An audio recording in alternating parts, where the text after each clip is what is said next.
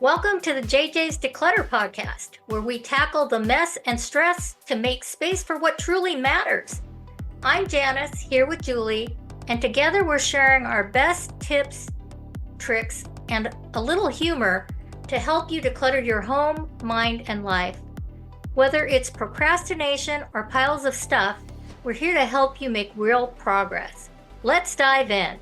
Welcome to the JJ's Declutter podcast.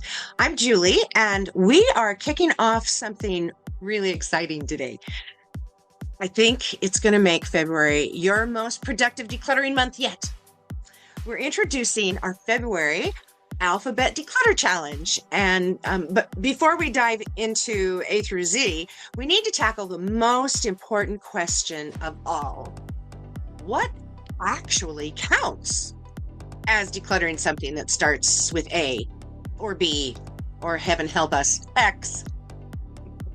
And I'm Janis, and let me tell you, this question comes up every single time we run this challenge. People get so caught up in the rules, trying to figure out if they're doing it right, that they forget the whole point is to just make progress. So today we're going to clear up all the confusion, give you permission to be creative, and basically tell you how to win this challenge without losing your mind over the letter Q. So here's the deal, and I want you to really hear this because it's going to save you so much stress. When we say A is for accessories, we're not talking about finding one lonely ankle bracelet from 1987 in the back of your jewelry box and calling it a day. Although honestly, if that ankle bracelet is all you have time for today, that works too. Progress, not perfection. But what we're really talking about is opening that jewelry box and that scarf drawer and actually letting go of what no longer serves you is really a good thing.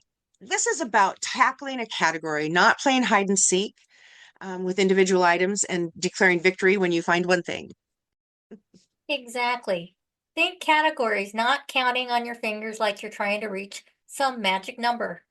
B is for books means you get to address that tower of paperbacks next to your bed, the bookshelf you haven't dusted in 3 years because you have to move all the books, and maybe even those cookbooks in the kitchen that you've never once opened. It doesn't mean you rescue one book from the donate pile and pat yourself on the back. And C is for clothes. Oh, honey, that gives you permission to finally face that closet situation we've all been avoiding. You know, the one where you can't actually see what you own because it's packed in there like a clothing Tetris game. The letter is your focus for the day. But here's the beautiful part. You get to decide how deep you dive. Maybe a day you spend just 12 minutes on accessories and you feel great about it. Or maybe you're on a roll and you spend an hour really working through everything. Both of those count. Both of those are wins. We're not here to tell you that you failed because you didn't declutter every single accessory you own in one session. No, the alphabet is giving you a framework. It's giving you a place to start, not a rigid set of rules that you have to follow perfectly or else you're doing it wrong. And this is where people get tripped up every single time. They think there's a finish line for each letter, like they have to completely solve that category in one day. But that's not how life works. And it's definitely not how sustainable decluttering works. If you have a massive book collection, B Day might be the day you start addressing it, and maybe you come back later. On B Day, you start with the bookshelf, and then on H Day, you tackle your hardcovers, and on P Day, you tackle the paperbacks. I mean, make it work for you. If your accessories are pretty minimal, you might breeze through A in 10 minutes. The goal is to make progress on that category, to touch it, to give it attention, and to let go of at least something that's no longer serving your life. Now, let's address the elephant in the alphabet room. Those tricky letters that make people want to quit the challenge before they even start. X, Q, Z, or Z if you're from across the pond. These are not your friends, and unless you happen to own a xylophone collection or you've got some Or your kind of name is key, Quinna. or your name is Quinn. Oh, that's too funny. Um, or you have a quinoa hoarding problem. We need to talk about that. And it's completely okay. You have our full permission to get creative here. And when I say creative, I mean really creative. X can be extra stuff. You know, all those duplicates and extras you don't need. You can also just take the stuff that you have and put it in the shape of an X on the floor and call it good. Q can be things I'm questioning, items you're not sure about, things that are making you feel guilty. Z can be zones you never use in your home, which is, or you can just admit defeat and make it a Zoom call cleanup day where you organize your digital life. Here's the secret tip, and this is important. The alphabet is your framework, not your prison warden. It's not the boss of you. If Tuesday is supposed to be T Day, but you're staring at a mountain of magazines on M Day and you're finally feeling motivated to tackle them, guess what? Those magazines magically become things to read, and boom, you're back in business. We're not going to show up to your house and check that you did the right letter on the right day. The goal is progress, not perfection, and definitely not stressing over whether your tea towels count as towels or should wait for K for kitchen items. You want to know what really matters? That you're taking action, that you're making decisions, that you're letting go of things that are weighing you down. Whether they start with A or Z or some creative interpretation that you came up with at 10 o'clock at night. I had someone in our Clutter Crushers Club who made X Day exhausting items, things that were exhausting her just by existing in her space. So it was brilliant. Another person made Q Day quit keeping this. All the stuff she knew she should let go of, but kept making excuses for. That was also brilliant. And can we talk about how some letters are absolute clutter gold mines while others are pretty slim pickings? P could keep you busy for a week. Papers, pens, purses, plastic containers that have lost their lids, pet items. You know, you got the picture, right?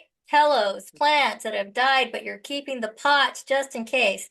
Meanwhile, Jay might have you scratching your head until you remember those junk drawers, that jacket collection, or all those jars you've been saving for some mysterious future project.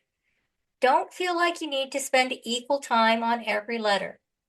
10 minutes on Q and an hour on C, perfectly legitimate.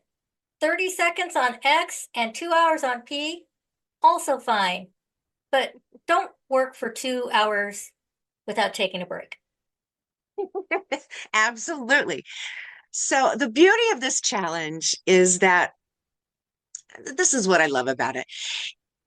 It fits your home and your clutter, not some perfect Instagram version of decluttering where everything is white and minimal and looks like nobody actually lives there.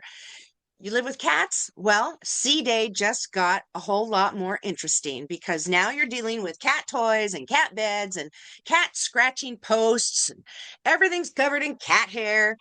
Or you're a crafter? Oh boy, S Day for supplies might require reinforcements and possibly a support group because we all know crafters have supplies for hobbies they haven't touched in 5 years, but might want to take up again someday.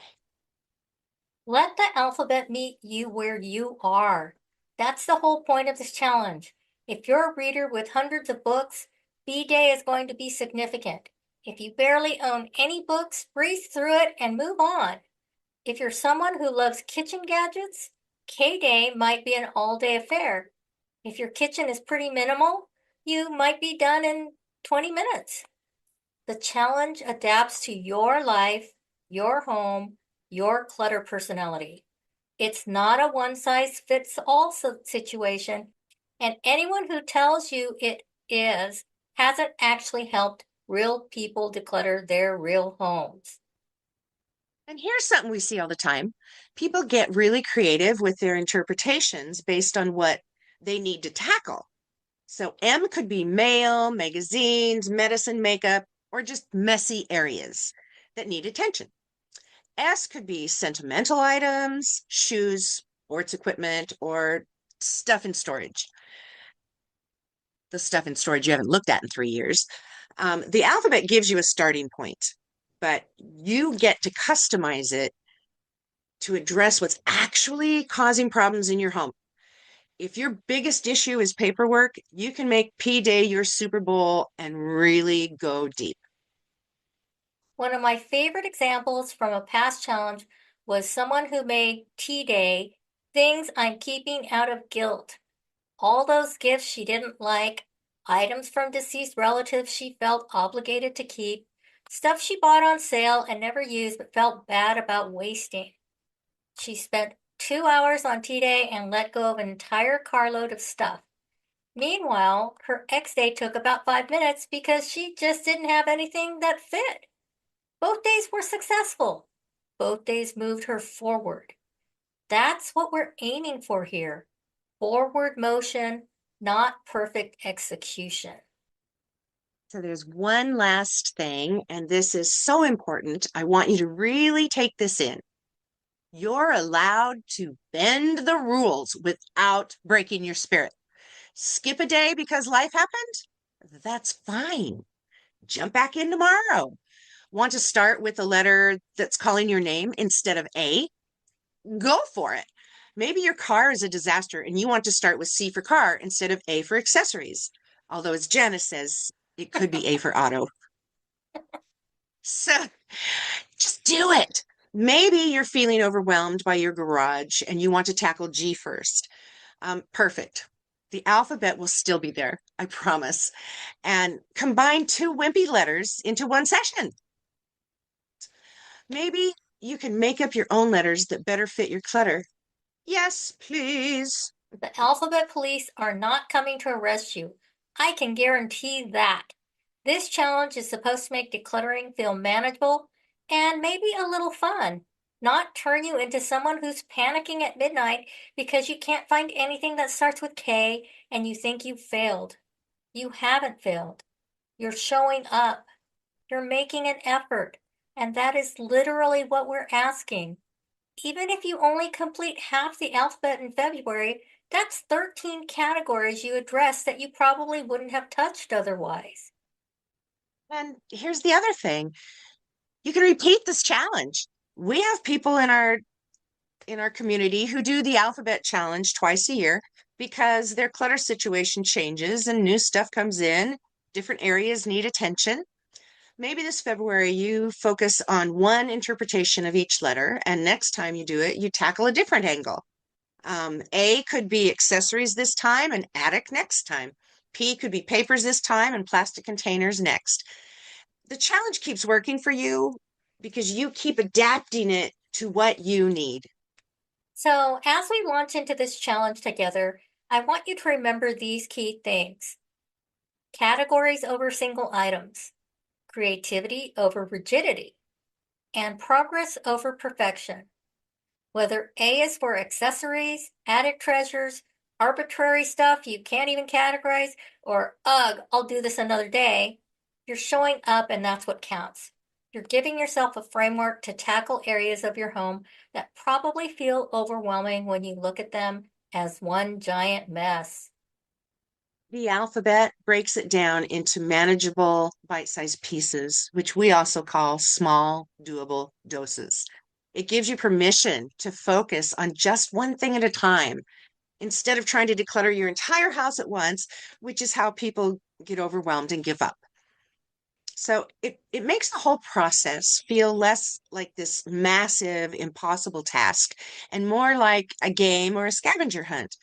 And honestly, some of our community members get really competitive with themselves about how creative they can get with the tough letters. And that energy is amazing.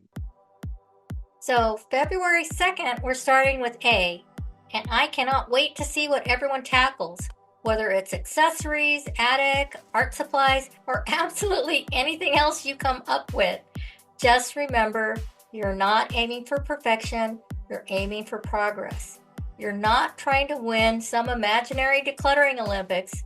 You're trying to make your home work better for your life now. And any step in that direction is a win. Now, let's go find something that starts with a C and curate it out of your home. In other words, let it go. Take a picture, share it with us in the community, cheer on someone else who's doing the challenge, and let's make this February the month we actually make a dent in our clutter using the world's most familiar framework, the alphabet we all learned in kindergarten. Happy decluttering, friends! Join us live on February 1st at 4 p.m. Pacific Standard Time for a Jumpstart party. Fair warning, this party features 0 birthday cake. But hey, if the mood strikes you to clutter those dusty cake pans and expired sprinkles, we'll cheer you on.